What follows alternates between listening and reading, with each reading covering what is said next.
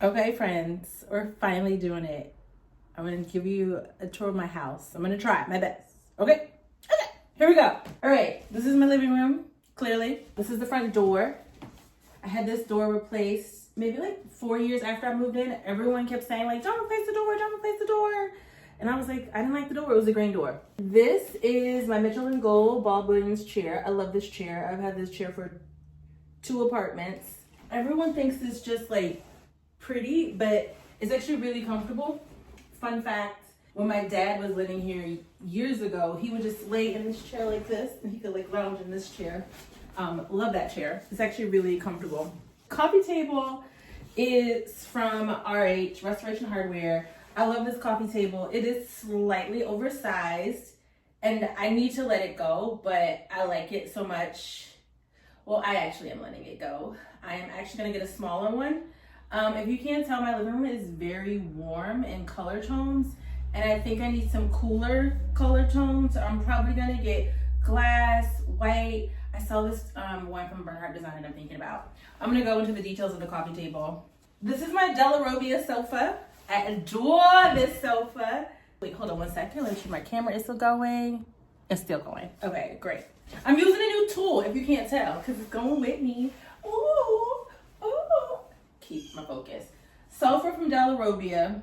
I love it because it moves, right? I can do a straight back sofa like this. Do it like that. I'll do a close-up of the fabrics in a second. I can also do it like this. But I pretty much leave it just like this. Now, when I did get it, the original, when I ordered it, it lived right here on this wall, scaled perfectly to size. And then I did a custom fabric from Romo. I love Romo fabrics, they're my absolute favorite. I knew I wanted a pattern. I don't want a pattern, I want a large scale pattern. I love, love, love a large scale pattern on a sofa. What do we have over here? Okay, so have this little reading nook over here. This is a chair got from Room and Board. Not a random chair. I knew I wanted like a proper high back chair. Got this from Room and Board. I kept it in cream. No, was it Room and Board or Crate and Barrel? One of the two. I kept it in cream because one, it was limited in options. And I had I had this first. Believe it or not, at one point, the whole living room was gonna be cream. I clearly didn't go in that direction. I love mixing and matching my side tables. So various home good finds. I think all the interior designers watching, we should do a competition to see who has the most trays in one room, or boxes. 1, 2, 3, 4, 5, 6. I spent 6 trays in this little ass living room. Okay, just 3 boxes. So clearly I'm a tray girl. Let's see, what else I have here? I think this is it. Okay, do you want to get into the art? All right, cool beans. I'm gonna talk about the art from a different angle. Okay, so we're gonna get into the art in the living room. I bought this house because I wanted to collect art. I knew it was gonna be a very, very slow process. I'm gonna try to go through these pieces in the order that I got them. Here is one of my first pieces. It was from an artist in Miami named Alejandra. I found her on Instagram. And this, I think it's called like Underneath My Skin. I immediately knew this wall was gonna be a gallery wall. I always knew this wall was gonna be black. And this is various artists, various price points. This particular artist, she would do this like resin over her pieces. That was my first time getting a piece of art with the resin on it. I was really drawn to the texture.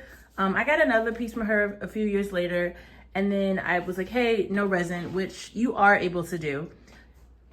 This is a print I got from like in Joshua Tree. Various family photos. That's my papa, my brother, my mama, my nugget nephew. Here's another piece I got from a Venezuelan artist. This was a local photographer. His name escapes me. I'm gonna be better. I am obsessed with honey bears and fig spread. This is a artist named Kathy White. She went to my alma mater, Moore College of Art and Design. She did 100 sketches or 100 condiments in 100 days, and I literally purchased these originals. Okay, I'm clearly not going in sequential order because I am talking about this piece. I'm gonna go here next. This is my Sean Theodore piece. I don't know her name. I've had her for years, probably since 2017. But it's the silhouette of a woman here. And I love this. It's something about, let me get out of the shadow. There's something about just like, there is a soft powerfulness here, but she's still seen. The earrings, the texture of the garment, like I love, love, love this piece. I will say I got this one when I didn't really know too much about archival framing. So the framing on this is okay. And this is when I was just doing white frames. I rarely do white frames now. So here's my Sean Theodore. Oh, this little nuggets. Okay. So this is my Nate Lewis. It's called August. Now, I got this piece from More and Fine Art. Hey, Amy.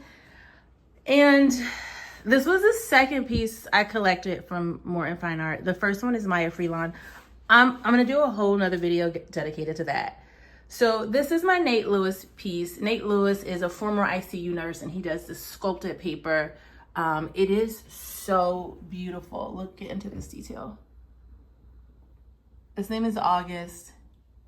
Now, oh God, I just love this detail. It's so yummy. Look, I love the texture of this. Love, love, love.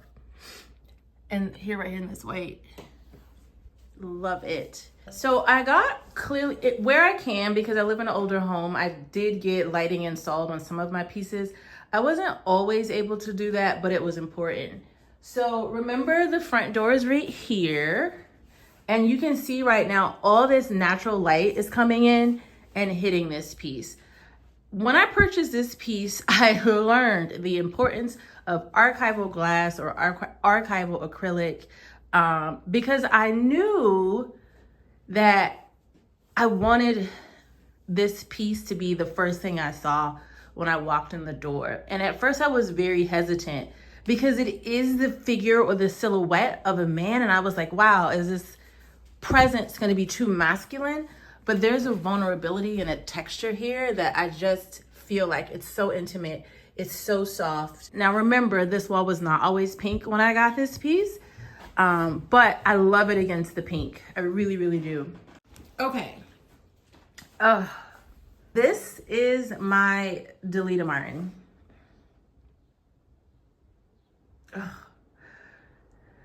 This piece is called Seeing Myself. And I collected this piece from Gallery Mertice in Baltimore, a Black-owned gallery in the Baltimore area. I believe this was the first piece I bought from Mertice. Yeah, it is. Clearly, I went big.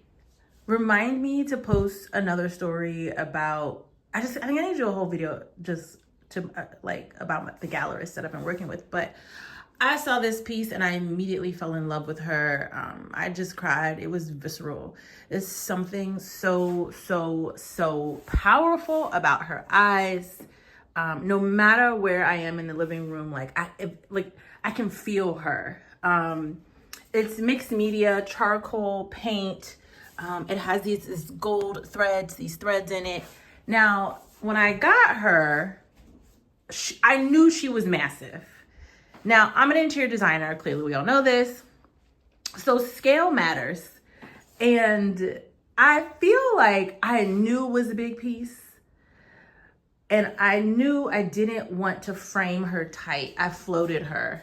I went through this long process of trying to like get a hinge frame because the back of this piece is also beautiful. With the threading and everything else, it's just really, really phenomenal.